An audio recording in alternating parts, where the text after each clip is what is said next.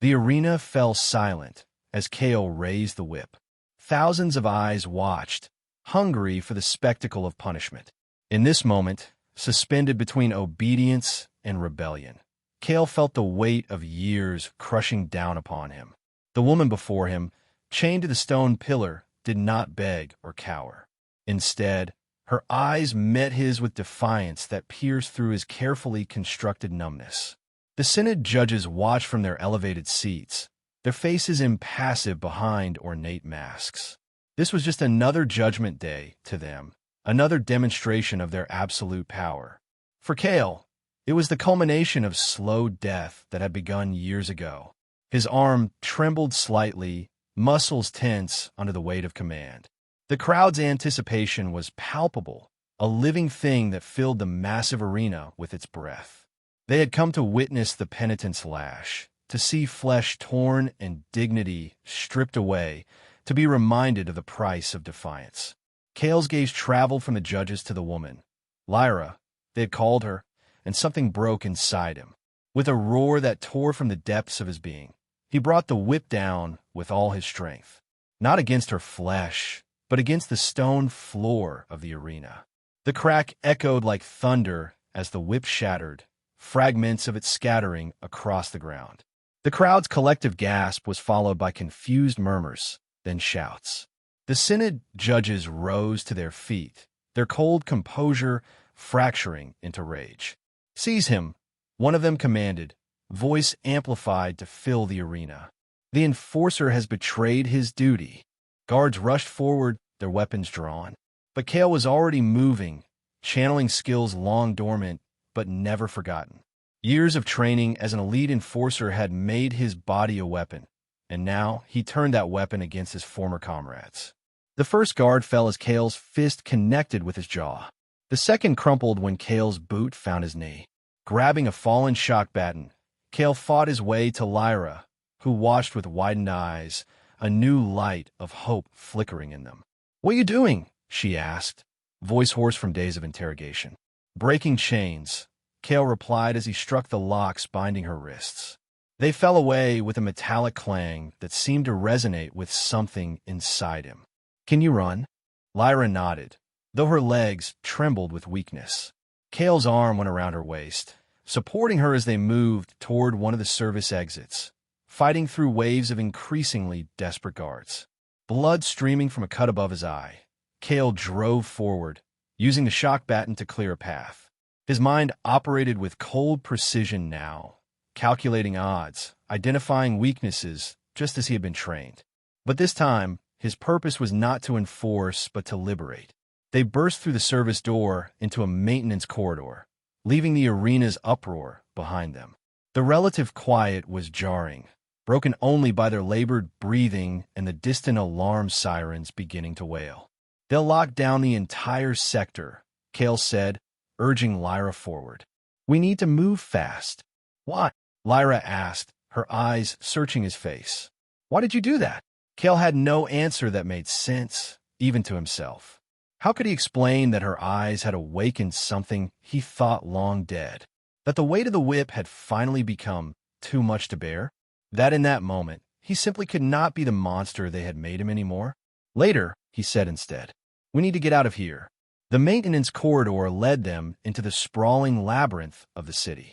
Massive, decaying superstructures loomed overhead, their upper reaches lost in perpetual smog.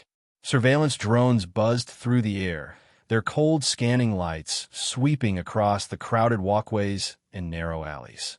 Kale kept them moving through the shadows, avoiding main thoroughfares and ducking into doorways whenever patrol squads passed by.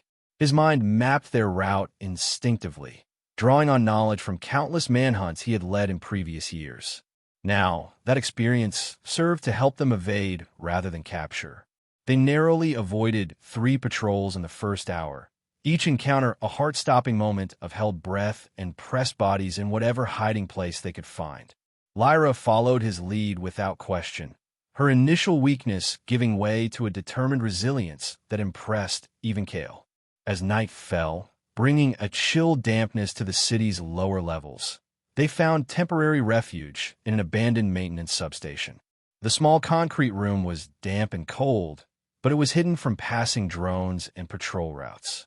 "We should be safe here for a few hours," Kale said, securing the rusted door behind them.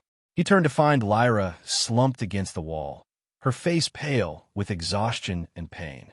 Kale removed his outer jacket, the uniform of a corrector stained with blood and sweat, and spread it on the damp floor. "Rest," he said, gesturing for her to lie down. "I'll keep watch." Lyra hesitated, her gaze wary. "I still don't understand. You're a corrector. Before that, an enforcer. Why turn against the Synod now, for me?" Kale's face remained impassive, revealing nothing of the turmoil within. "I've seen enough punishment," he said finally. "Done enough. Today was the breaking point. That's it." A sudden attack of conscience. Her voice held skepticism, but also a desperate want to believe.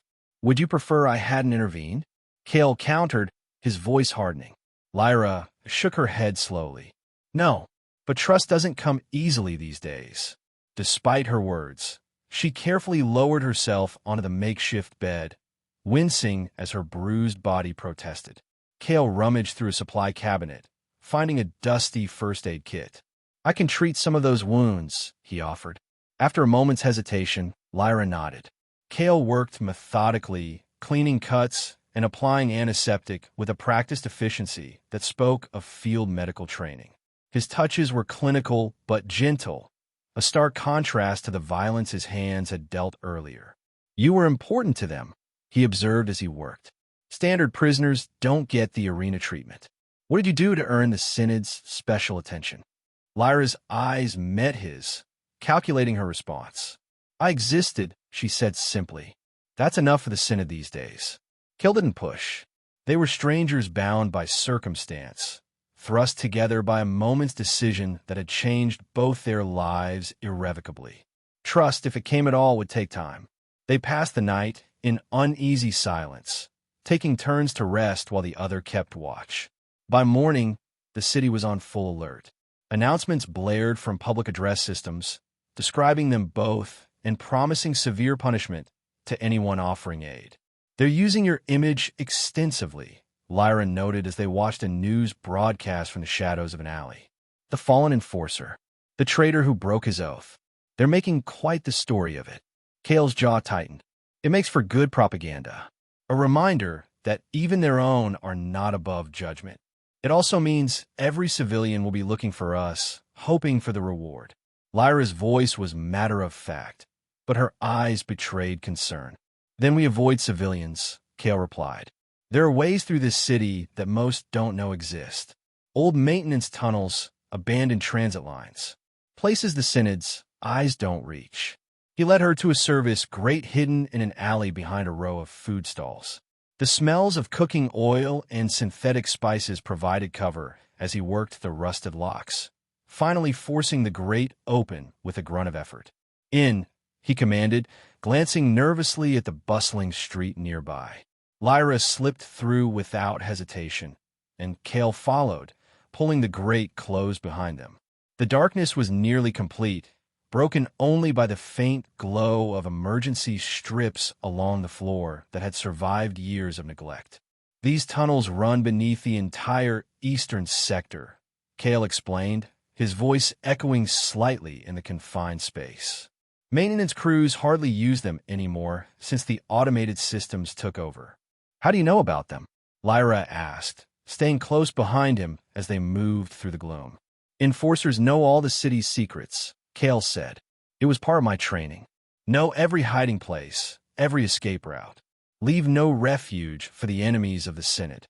They traveled in silence after that, navigating the labyrinthine tunnels with only Kale's memory as their guide. Hours passed in darkness, punctuated by brief moments of dim light, where maintenance hatches allowed slivers of daylight to penetrate. By nightfall, they had reached a forgotten sub-basement beneath what had once been a public library, now converted to a Synod indoctrination center. The space was dry and relatively clean, with abandoned computer terminals and storage units offering both cover and resources. "We'll rest here tonight," Kale decided.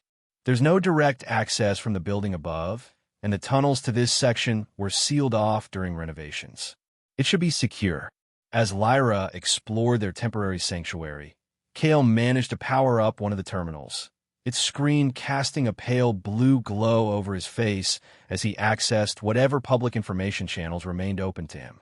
"They've deployed hunters," he said grimly, scrolling through bulletins. "Elite enforcers, specialists in tracking and capturing high-value fugitives." Lyra paused in her examination of a storage locker. "Like you were." Kale nodded. "Some of them were under my command once. So they know how you think, how you move." "Yes." He shut down the terminal, plunging them back into the dimness of emergency lighting.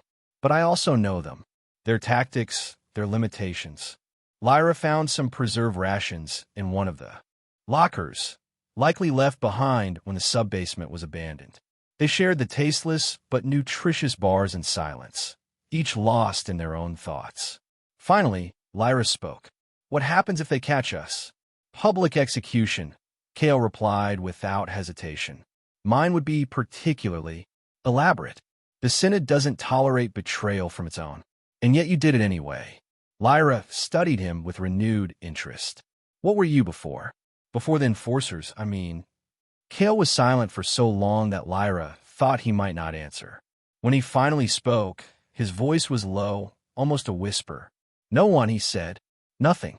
The Synod took me when I was 12, identified as having potential. They remade me. Training, conditioning, enhancement procedures. They erased the boy I was and forged the weapon they needed. But not completely," Lyra observed. "Or we wouldn't be here now." Kale's eyes, haunted by memories he rarely allowed himself to access, met hers. "No," he agreed. "Not completely." They remained in the sub-basement for 2 days, venturing out only briefly to gather supplies from nearby, abandoned areas. Kale used the time to train Lyra in basic combat techniques and evasion tactics, knowledge that might mean the difference between capture and freedom in the days ahead. On the 3rd day, as they prepared to move on, the sensors Kale had rigged at the tunnel entrances triggered a silent alarm on his wrist device. "Someone's coming," he whispered, immediately dousing what little light they had. Multiple signatures, moving with purpose. They gathered their meager supplies with practiced efficiency, already knowing their escape route. But before they could reach the eastern tunnel, the sound of a breaching charge echoed through the space, followed by the hiss of gas grenades. "Masks!" Kale shouted, pulling a filtration device from his pack and pressing it to Lyra's face. He held his breath, eyes already stinging as the gas filled the room. Armored figures emerged from the smoke, their faces hidden behind tactical masks, weapons trained on the fugitives. Hunters, just as Kale had feared. What followed was a desperate close-quarters battle. Kale moved with lethal precision, his body remembering patterns of violence it had been taught since childhood. He drove back the first wave of attackers, creating space for Lyra to reach the eastern tunnel. "Go!" he shouted, blocking a stun baton with his forearm, feeling the shock through his entire body. But Lyra didn't run. Instead, she circled behind the attackers, using the techniques Kale had taught her to strike at vulnerable points in their armor. Together, they fought with the synchronicity of partners who somehow understood each other's movements instinctively. One hunter fell, then another. But more poured in, and Kale knew they couldn't win this fight. "Not here, not now." "The ceiling supports," he called to Lyra, gesturing at the ancient metal beams overhead. Understanding flashed in her eyes. She grabbed a fallen hunter's plasma cutter and fired at the deteriorating supports, while Kale held the others at bay. With a groaning protest of metal and concrete, a section of the ceiling collapsed, creating a barrier between them and their pursuers. In the confusion, Kale and Lyra escaped into the eastern tunnel, the sounds of pursuit fading behind them. They ran until their lungs burned and their legs threatened to give out, finally emerging into a section of the city Kale didn't recognize. The architecture was older here, predating the Synod's rise to power, the buildings crumbling into neglect. "We can't stay in the city," Kale said between gasping breaths. "They'll never stop hunting us here." Lyra nodded, leaning against a wall for support. "The wastes," she said. "It's our only chance." The wastes, the contaminated wilderness beyond the city's boundaries.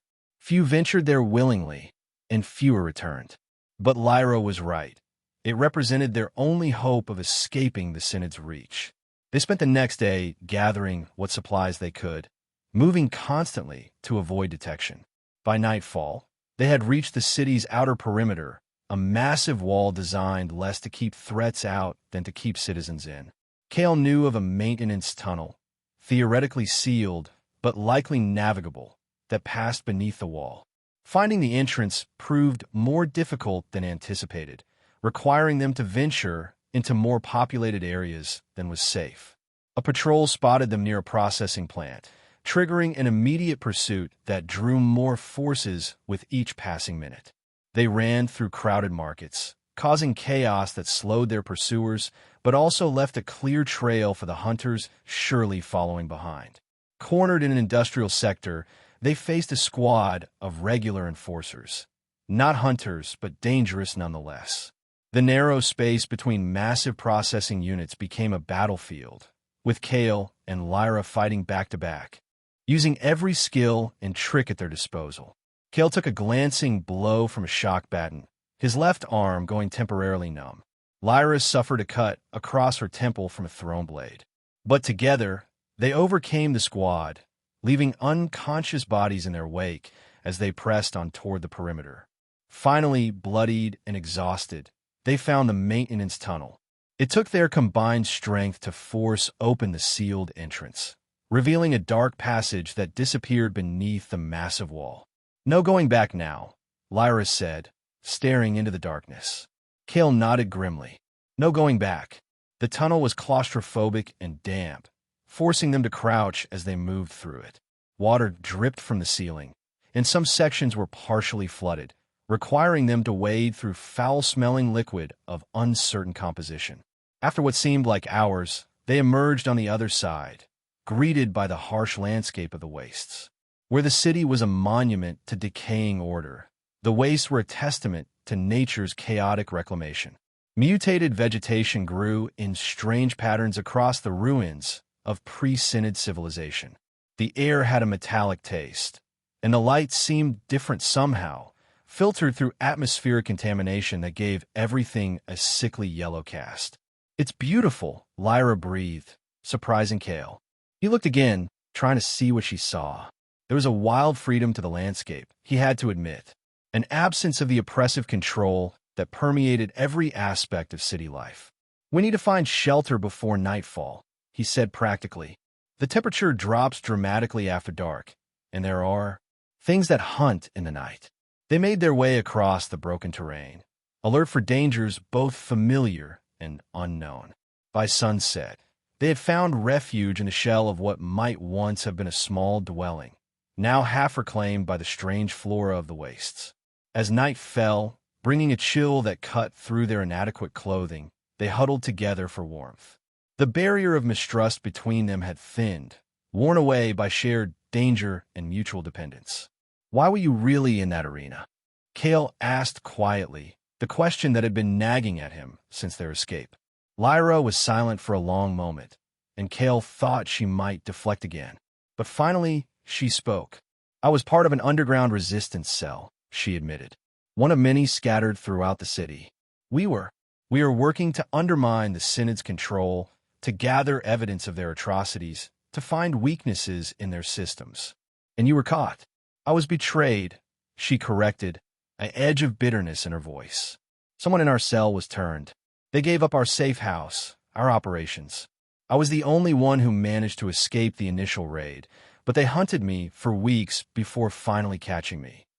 "What did they want from you?" "They wouldn't have put you in the arena without trying to extract information first." Lyra's face hardened. "Names, locations of other cells, our communication methods. But mostly, they want to know about the sanctuary." "Sanctuary?" The word stirred something in Kale, a concept so foreign it seemed almost mythical. "A place beyond the wastes," Lyra explained, her voice softening with something like reverence. "A community of free people. No synod, no enforcers, no judgments or corrections. Just people living as they choose." "That's impossible," Kale said automatically.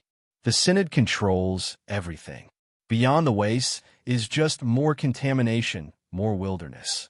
That's what they want everyone to believe, Lyra countered. But it's not true. The sanctuary exists. I've never been there myself, but I've spoken with people who have. It's real, Kale. The passion in her voice was compelling, but years of Synod conditioning made Kale skeptical. And that's where you were heading? Before you were captured? Lyra nodded. There are signs, markers left by those who made the journey before. We were learning to read them, to follow the path. That's what they couldn't torture out of me, the way to find the sanctuary. And now we follow the signs ourselves, she said simply, if we can find them. The next morning dawned clear and cold, revealing the wastes in harsh detail. What had seemed merely strange in the previous evening's light now appeared alien and threatening. Vegetation pulsed with unnatural rhythms, and in the distance, something large moved through a stand of twisted trees. They set out with no clear direction, guided only by Lyra's fragmented knowledge of the Resistance's research. She looked for specific patterns in the mutated plant life, certain configurations of rocks that might be deliberate rather than random, ancient symbols etched into surviving structures. Days blended together as they traversed the hostile landscape. Food was scarce. They set snares for small mutated creatures and gathered what vegetation Lyra believed was safe to eat. Water was an even greater challenge, most sources contaminated beyond use. They collected morning dew on leaves and once found a spring that Kale's portable tester showed was marginally safe. Their bodies grew leaner, harder. Wounds healed slowly in the harsh conditions. They developed a rhythm of movement and rest that maximized their dwindling strength. And through it all, they talked. Barriers fell as survival demanded a deeper understanding of each other. Lyra spoke of her life before the Resistance, a lower-tier citizen assigned to agricultural processing, witnessing firsthand the Synod's manipulation of food supplies to control population behavior. She told of the sister taken for reassignment who never returned, the parents who dared question and face judgment for their defiance. In turn, Kale revealed more of his past, the brutal training that transformed children into weapons, the first assignment where he realized what he had become but felt powerless to resist, the gradual deadening of emotion that allowed him to function as an enforcer. There was a mission, he said one night, as they sheltered in the hollow of a massive fallen tree. 5 years ago, a suspected resistance meeting in the education sector. We were ordered to make an example, to ensure maximum visibility and impact. Lyra listened silently, her eyes reflecting the small fire they had risked building. It was a study group, Kale continued, his voice flat with the effort of controlling emotion. Students mostly discussing pre-Synod history. No weapons, no plots, just young people trying to understand the past the Synod tried to erase. What happened? Lyra asked, though her expression suggested she already knew. What I was ordered to do, Kale answered, the weight of memory visible in the set of his shoulders. But afterward, I questioned. Not openly. I wasn't brave enough for that. But my commanders saw it. Doubt is like a disease to them, a corruption that must be purged. I was deemed compromised, reduced in rank, assigned to corrections instead of enforcement. A step down, but also a punishment. They made me watch the suffering I had once caused from a different angle. And that's why you were in the arena that day. As a corrector, Kale nodded. When I saw you there, something broke. Or maybe it finally healed. I don't know. Lyra's hand found his in the darkness, a simple human connection that meant more than either could express. On the 10th day in the wastes, they encountered other humans for the first time, a small band of scavengers, hostile and desperate. The confrontation was brief but violent, leaving 2 scavengers dead and Kale with a deep gash across his chest from a crude blade. Lyra treated the wound as best she could with their limited supplies, her face tight with worry. It needs proper medical attention, she said. We need to find help soon. As if in answer to her concern, they spotted smoke on the horizon the following day. Not the random fires that sometimes erupted in the volatile environment of the wastes, but controlled cooking fires. Someone was camped ahead. They approached cautiously, aware they could be walking into another scavenger trap or worse. What they found instead was a small scouting party. 3 men and 2 women, well-equipped and disciplined in a way that spoke of military training but lacking any Senate insignia. The scouts spotted them before they could retreat, surrounding them with practiced efficiency, weapons ready but not yet threatening. "Identify yourselves," commanded a tall woman with close-cropped gray hair and eyes that missed nothing. Lyra stepped forward, keeping her hands visible. "My name is Lyra. This is Kale. We're seeking the sanctuary." The scouts exchanged glances, their expressions unreadable. "There's no sanctuary here," said the woman. "Just the wastes and what lives in them." "We know it exists," Lyra persisted. "We've escaped the Senate. We have nowhere else to go." One of the men moved closer, studying Kale with narrowed eyes. "I know you," he said suddenly. "You're an enforcer. Hunter class." Kale didn't deny it. "I was," he corrected. "Not anymore." The scouts' weapons raised immediately, their faces hardening. "He saved me," Lyra interceded quickly, moving to stand between Kale and the weapons. "He was ordered to carry out my correction in the arena. Instead, he broke his whip and freed me. We've been running ever since." "A convenient story," said the gray-haired woman. "But enforcers don't change their stripes. Especially not hunters." "Check the Senate bulletins," Kale suggested calmly, despite the weapons trained on him. "My face will be there." The traitor who defied the judgment. The woman nodded to one of her companions, who produced a device that Kale recognized as a modified Senate communication terminal, likely salvaged and repurposed. After a few moments of searching, the scout nodded. "It's him," she confirmed. "There's a massive bounty on his head." "Hers too." The tension didn't immediately dissipate, but the weapons lowered slightly. "Why?" asked the gray-haired woman, looking directly at Kale. "Why betray everything you were trained for?" Kale looked at Lyra, then back to the woman. "Because sometimes you have to break chains instead of forging them." The woman considered this, her expression giving nothing away. Finally, she nodded. "We'll take you to base camp. The council will decide what to do with you." They were blindfolded for the journey, a precaution Kale understood all too well. After several hours of travel, including what felt like deliberate circling to confuse their sense of direction, they arrived at what the scouts called base camp. When the blindfolds were removed, Kale and Lyra found themselves in a natural amphitheater formed by eroded rock formations. Dwellings had been built into the rocks themselves, nearly invisible from a distance, providing both shelter and defensive positions. Several hundred people moved about, engaged in the business of survival and resistance. The next few days were a whirlwind of debriefings, medical treatments, and cautious integration. Kale's wound was properly cleaned and stitched by a skilled medic. Lyra reconnected with members of other resistance cells she had known in the city, exchanging information and updating their understanding of Senate activities. For Kale, the transition was more difficult. Many in the camp regarded him with suspicion or outright hostility, particularly those who had suffered under enforcer operations. He understood their reaction and did not resent it, accepting their caution as the natural consequence of his past. He found purpose in small ways, sharing tactical knowledge of Senate operations, training fighters in enforcer combat techniques, helping to improve the camp's early warning systems. Each contribution was a step toward redemption, though Kale himself was uncertain if such a thing was possible for him. A week after their arrival, they were summoned to meet the council, 5 leaders who guided the resistance's activities. They gathered in a chamber deep within the rock formation, lit by salvaged electric lights, powered by ingeniously adapted solar collectors. The council members were diverse. An older man who had once been a Senate scientist before defecting, a woman who had led one of the first successful resistance cells, a former military commander from before the Senate's rise, a young tech specialist who had hacked Senate systems, and a healer who had witnessed Senate medical atrocities.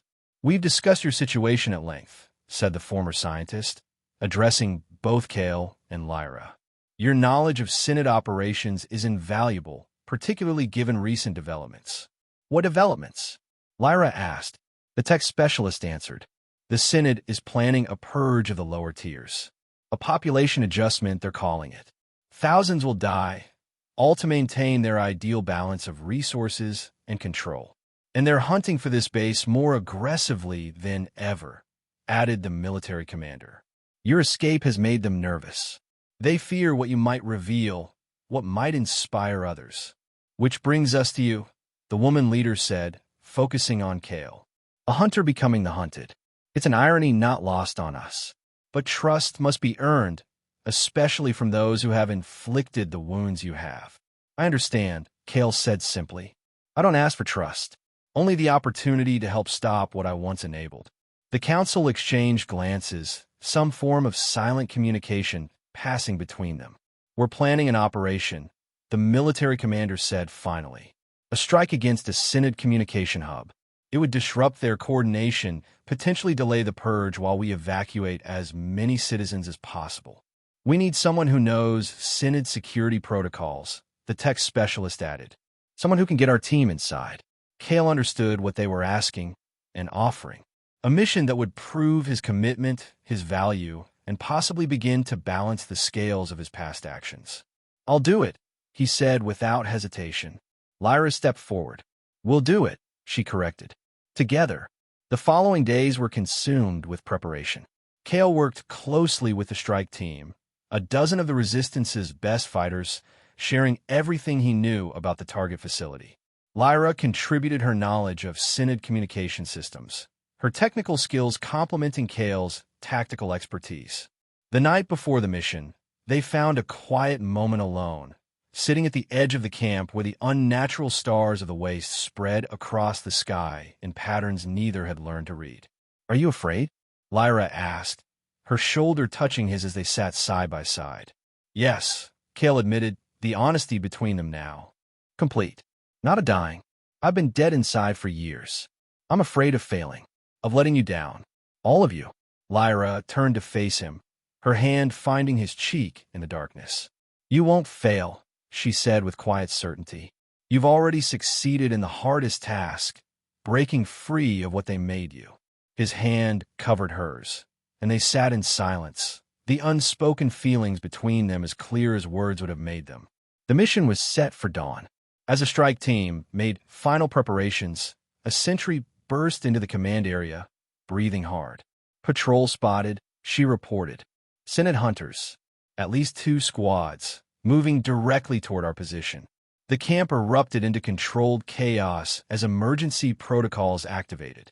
This was always a possibility they had prepared for: discovery, attack, the need for rapid evacuation.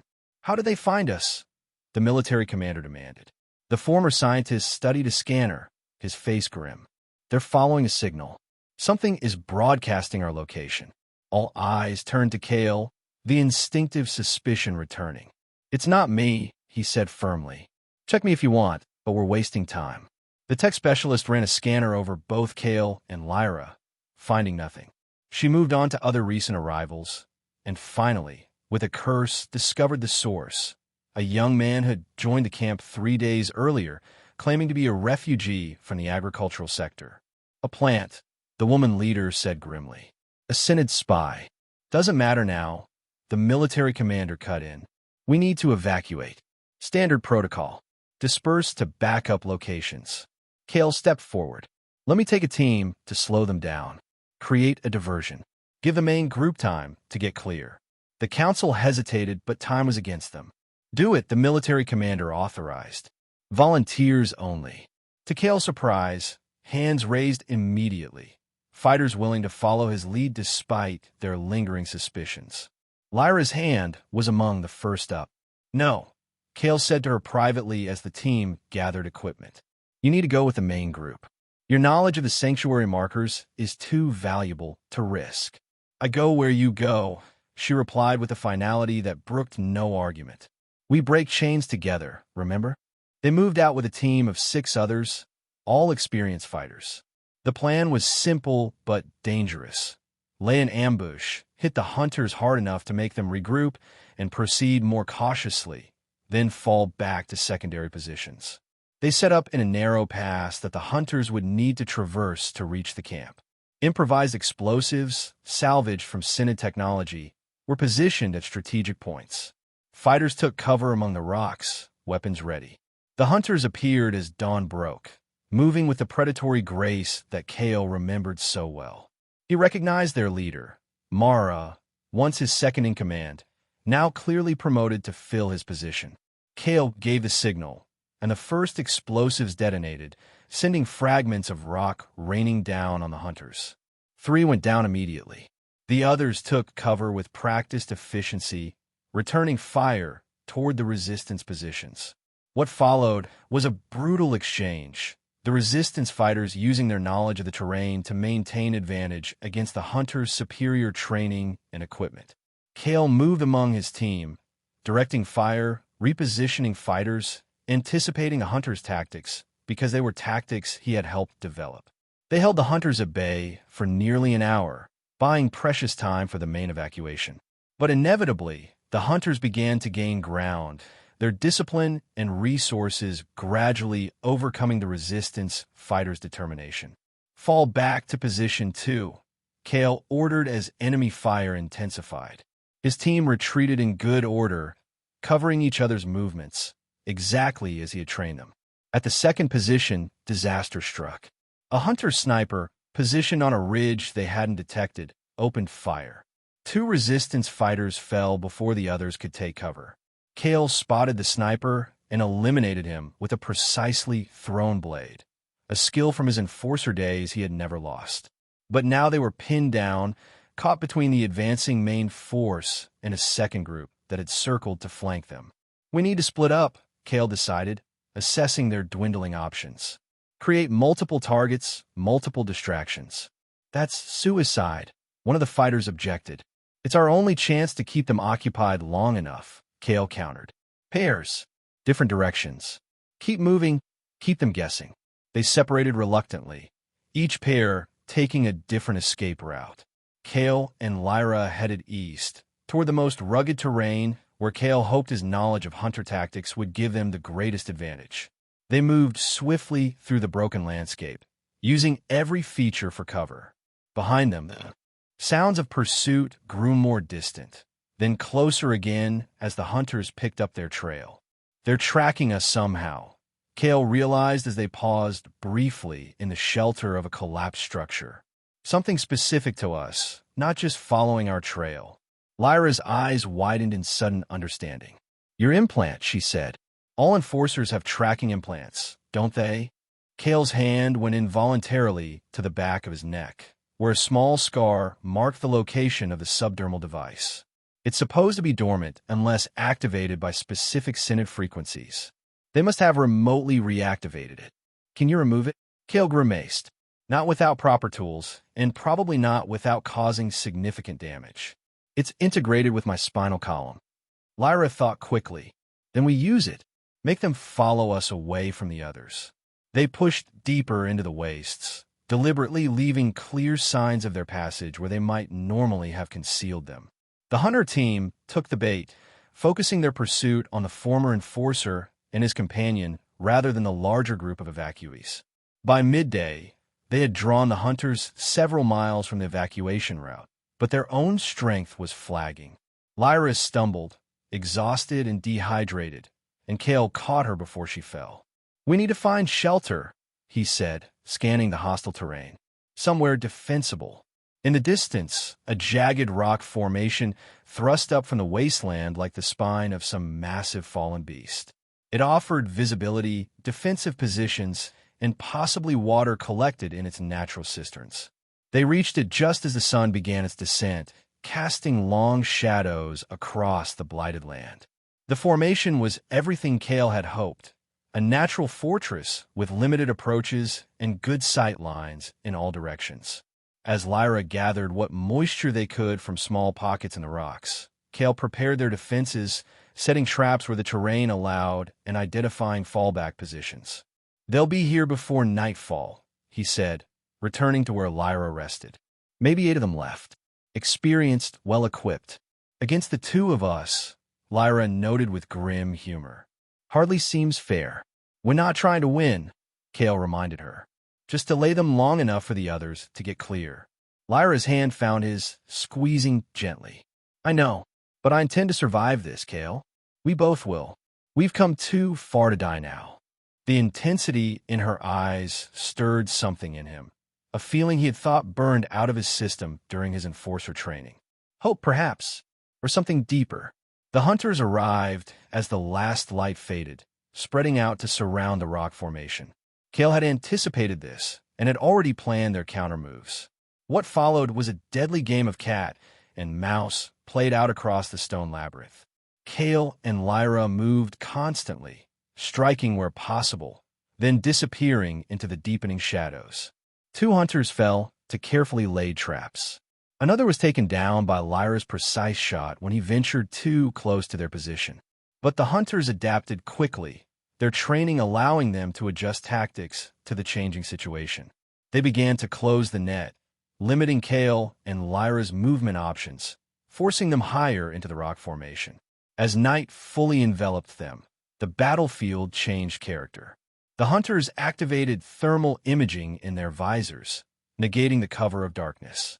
Kale and Lyra were forced to employ desperate countermeasures, using heated rocks to create false heat signatures, briefly immersing themselves in the cold water of the cisterns to reduce their thermal footprint. During one such maneuver, Kale came face to face with Mara, his former second-in-command. She hesitated for just a fraction of a second, recognition flashing across her features, before raising her weapon. That moment of hesitation was enough. Kale disarmed her with a precise strike, though he couldn't bring himself to deliver a killing blow to someone who had once been under his command. "Why, Kale?"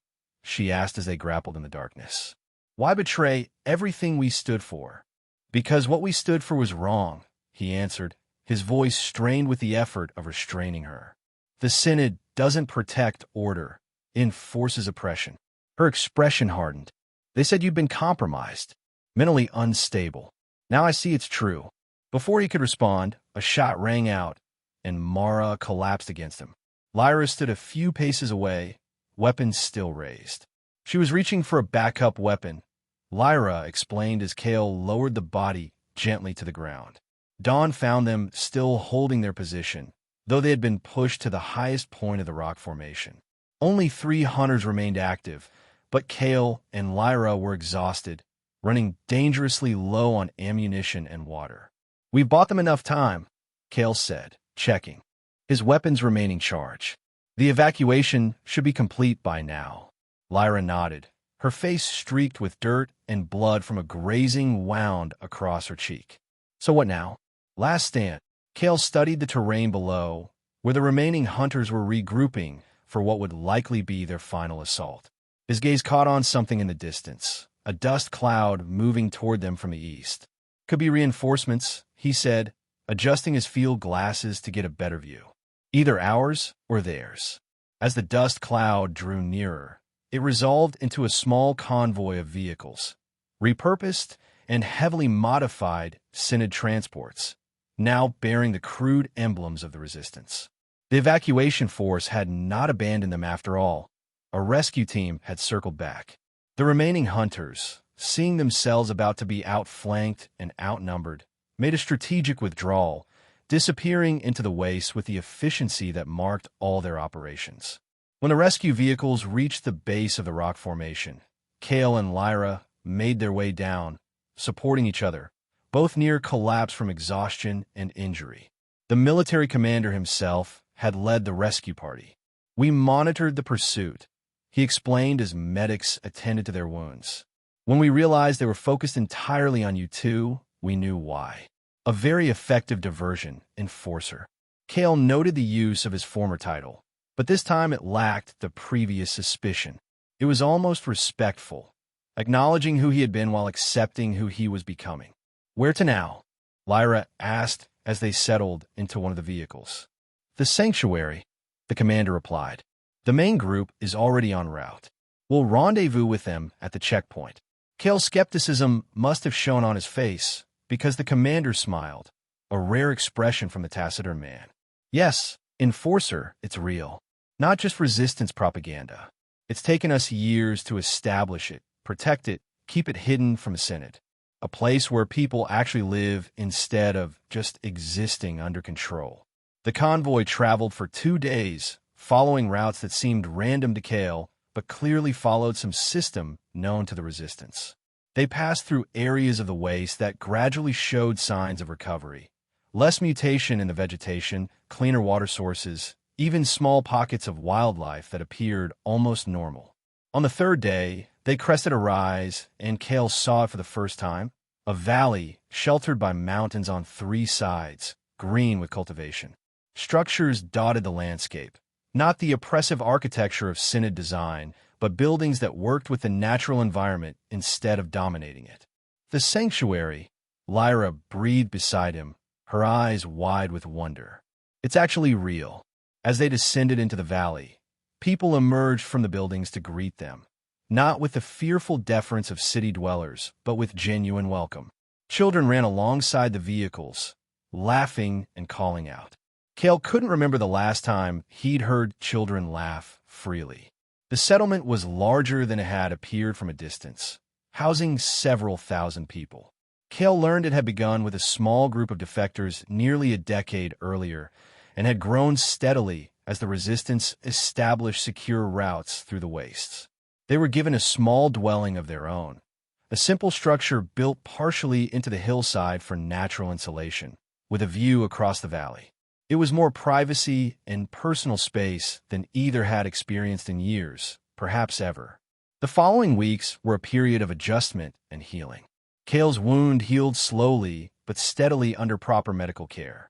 Both he and Lyra gradually regained their strength, aided by clean food and water, rest, and the absence of constant fear. Integration into the community came more easily for Lyra, whose resistance background gave her immediate connections. For Kale, the process was more challenging.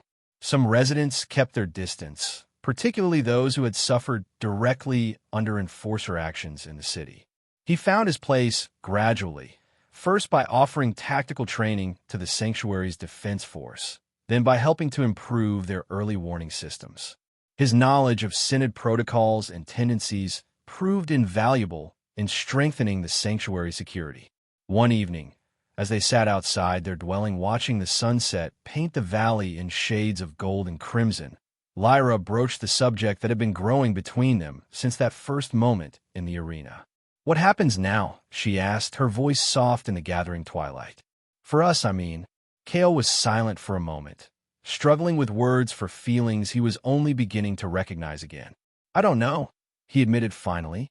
"I'm still learning how to be a person again, not just a weapon." "You're doing better than you think," Lyra said, moving closer to him on the small bench they shared. "I see it every day, the man emerging from behind the enforcer's mask. I still have nightmares," he confessed, "about the things I did, the people I hurt. The fact that they're nightmares now, not just memories, shows how far you've come." Her hand found his, fingers intertwining naturally. "We can't change our past, Kale, but we choose our future." He turned to her, seeing in her eyes not judgment for who he had been, but acceptance of who he was becoming. "I choose this," he said simply. "Here, with you, fighting for something worth believing in for once." Their first kiss was gentle, tentative, 2 people damaged by the world they had escaped, finding in each other the promise of healing and new beginning. Life in the sanctuary settled into a rhythm, not free from danger or hardship, but purposeful and, in its way, beautiful. There were still missions into the city to rescue others, still defensive actions when Synod forces ventured too close to their hidden valley. But there were also moments of joy and community unlike anything they had known under Synod rule. 3 months after their arrival, they stood together on a hillside overlooking a ceremony in the central square, the arrival of a new group of refugees being welcomed into the community.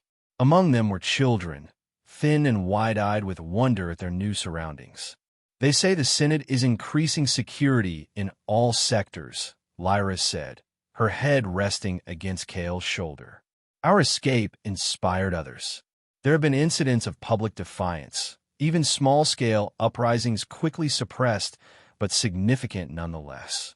"They can tighten their grip," Kale replied, watching the children below cautiously accept treats from sanctuary residents.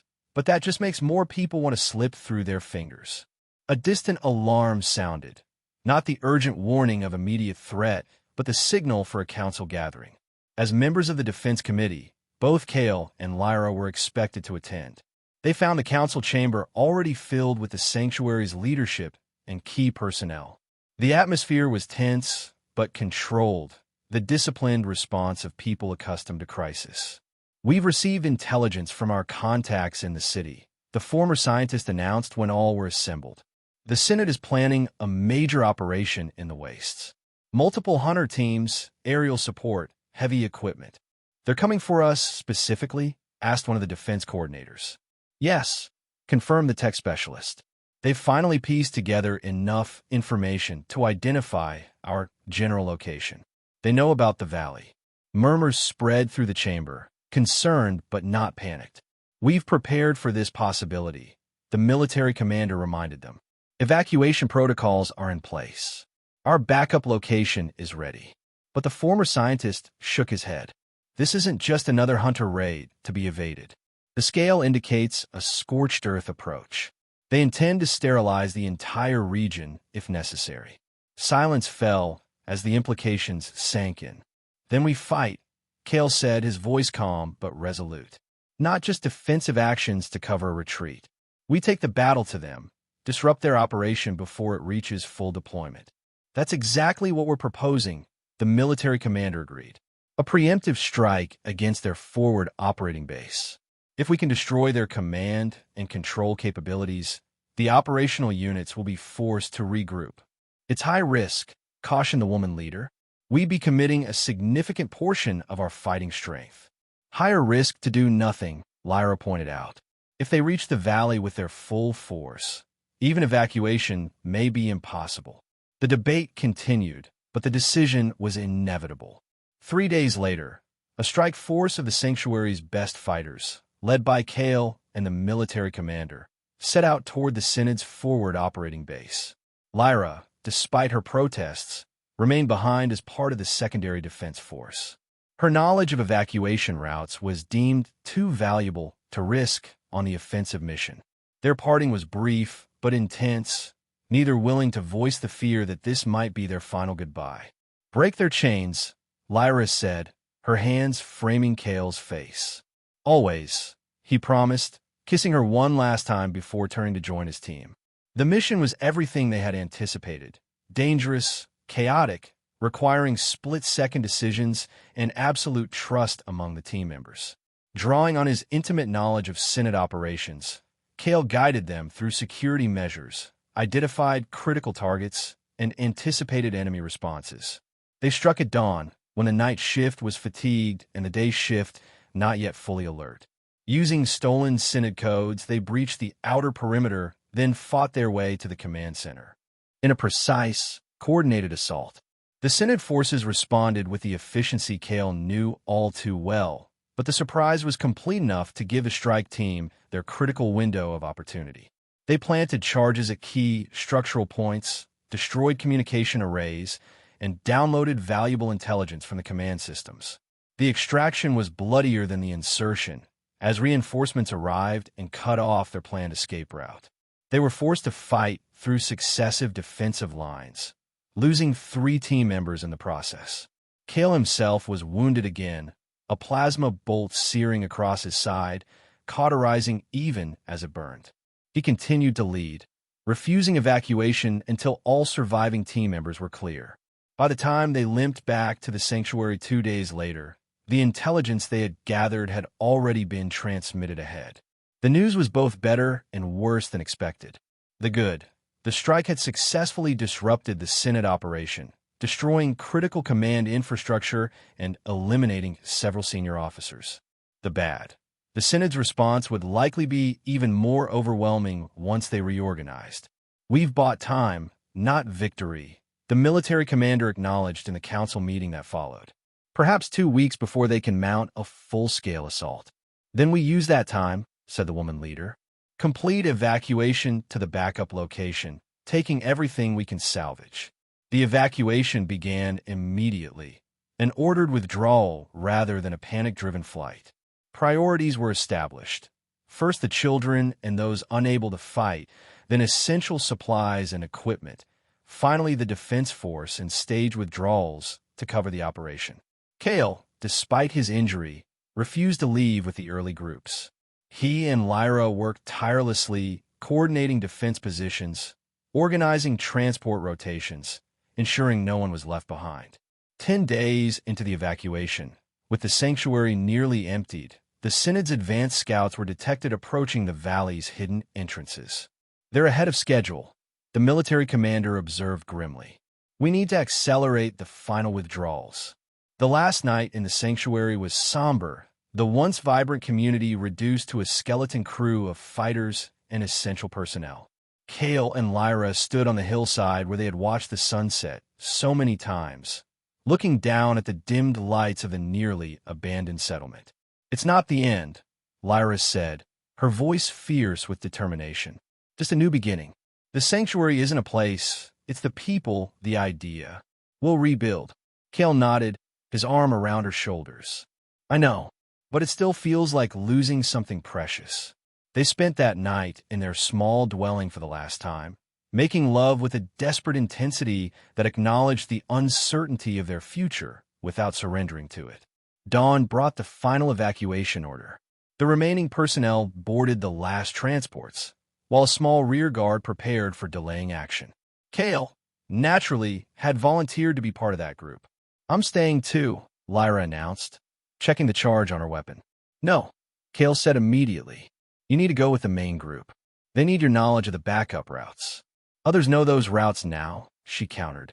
"My place is here, with you. We fight together or not at all."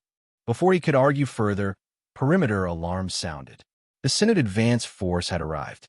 What followed was a fighting retreat of textbook precision. The rear guard engaged the Synod forces at prepared positions, inflicting maximum damage before falling back to secondary positions. They utilized their intimate knowledge of the terrain, leading pursuers into traps, separating enemy units from their support, disrupting communications. Kale and Lyra fought side by side, their movements synchronized through practice and intuition. When Kale's injured side slowed him, Lyra was there to cover his weakness. When her weapon overheated, he provided covering fire while she reset the thermal regulators. They were among the last 4 defenders to reach the final extraction point, a narrow pass where the last transport waited, engines running.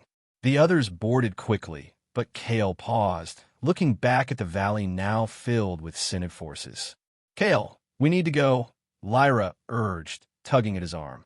"One last thing," he said, pulling a remote detonator from his pocket. Understanding dawned in Lyra's eyes. "The self-destruct charges. I thought the council decided against using them." "They did," Kale confirmed. "This is my decision, my responsibility." The charges had been his initiative, planted throughout the sanctuary during the evacuation, powerful enough to bring down key structures and block the main entrances to the valley. Not enough to destroy the pursuers, but enough to deny them immediate use of the sanctuary and its resources. "Together," Lyra said, placing her hand over his on the detonator. They pressed the trigger simultaneously, then scrambled aboard the transport as the first explosions echoed through the valley behind them. As the vehicle sped away, they looked back one last time at the home they had briefly known. Smoke rose from multiple points, and secondary explosions continued to roll through the structures. It was a harsh necessity, but it ensured the Synod would find nothing of value in the ruins. The journey to the backup location was long and grueling, following circuitous routes to shake any potential pursuit. When they finally arrived, they found not a single fixed settlement like the valley, but a dispersed network of smaller camps scattered across a wider area. Harder to detect, harder to target, harder to destroy in a single strike. Adaptation, the former scientist explained as he showed them their new quarters. A more primitive shelter than their valley dwelling, but functional. The sanctuary evolves, just as the resistance does. We learn from each setback, each discovery. In the days that followed, they integrated into the new community structure, helping to strengthen defenses establish communication protocols, train new arrivals. It was a return to more Spartan conditions, but the spirit that had made the Valley Sanctuary special remained intact among the people. One evening, as they sat by a small fire outside their new dwelling, Lyra broached a subject that had been on her mind. "Do you ever regret it?" she asked. That day, in the arena, everything that followed, Kale considered the question seriously, as he did all her questions. "No," he said finally. "I regret not doing it sooner. I regret the years I spent enforcing chains instead of breaking them. But I'll never regret that moment, or anything that came after it." He looked at her, this woman who had awakened his dormant humanity with nothing more than the defiance in her eyes. "You? Not for a second," she replied, moving closer to him. "Even with all we've lost, all we've suffered." That moment in the arena was the first time I'd felt hope in years.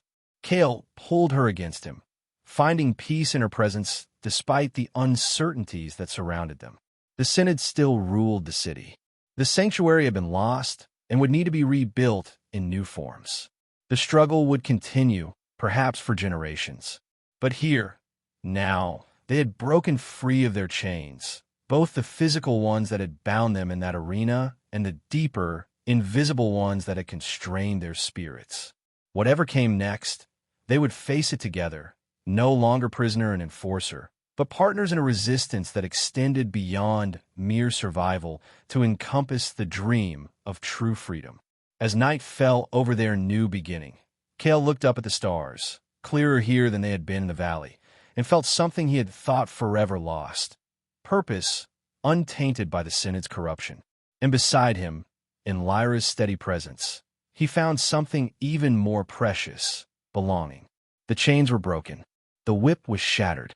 And though the path ahead was fraught with danger, for the first time in his life, Kale was truly free.